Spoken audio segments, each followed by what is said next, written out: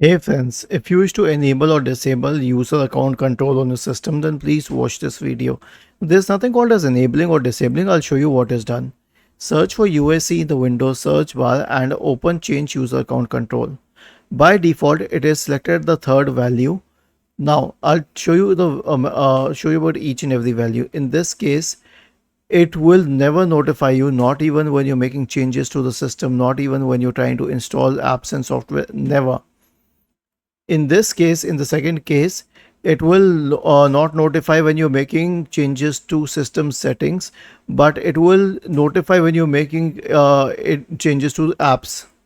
In the third one, it will notify you when you're trying to make changes to to apps, but it will not dim the screen. And in this one, it will always notify you no matter what. So I selected at the lowest value because I know what I'm doing. But if you want to be on the safer side, then you can select it at the third value. I'll click on OK to save the settings. Was this helpful? If yes, then please subscribe to the channel. If not, then let us know in the comment section of the video on how we could help you further.